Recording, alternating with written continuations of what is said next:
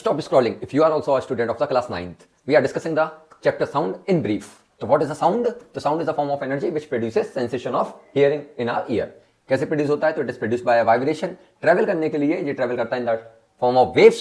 It needs material medium for its propagation. बिना medium के sound propagate नहीं कर सकता. अब साउंड ट्रेवल कैसे करता है? तो sound travel in the form of waves, है ना. पहला है लॉन्गिट्यूडनल वेव्स, एक और होता है जिसको बोलते हैं ट्रांसवर्स वेव.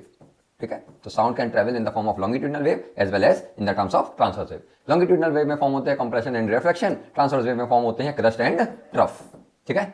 फिर बात आती है कैरेक्टरिस्टिक्स ऑफ द साउंड की. साउंड की पहली कैरेक्टरिस्टिक है एम्पलीट्यूड. तो amplitude is the maximum displacement of the particle from its mean position. Frequency क्या होती है? तो नंबर ऑफ ऑसिलेशन पर सेकंड या नंबर ऑफ वाइब्रेशन पर सेकंड. वेवलेंथ क्या है? तो it is the distance travelled by a wave in one time period. It can also be said that it is the distance between two consecutive crust or two consecutive trough.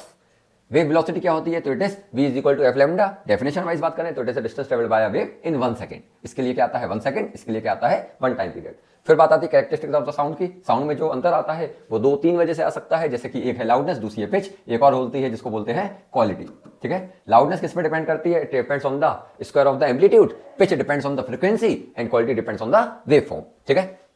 तो फिर बात करते हैं types of sound की. तो one is the audible range. तो frequency having the sound of greater than 20 hertz and less than that of 20,000 hertz is the audible range. 20 hertz से frequency अगर कम है तो इंफ्रासोनिक. 20,000 हर्ट्ज से अगर फ्रीक्वेंसी ज्यादा है तो अल्ट्रासोनिक. ठीक है. फिर ह्यूमन ईयर की बात करते हैं. ह्यूमन ईयर में 3 पार्ट में ह्यूमन ईयर डिवाइडेड होता है. Outer, middle and inner ear. Outer ear में लाई करता है pinna, ear drum. Middle ear में लाई करता है 3 tiny bones, a hammer, anvil and stirrup. और इनर मोस्ट में लाई करता है कॉक्लिया. ठीक है. फिर बात आती है यहाँ पे what is the reflection of the sound.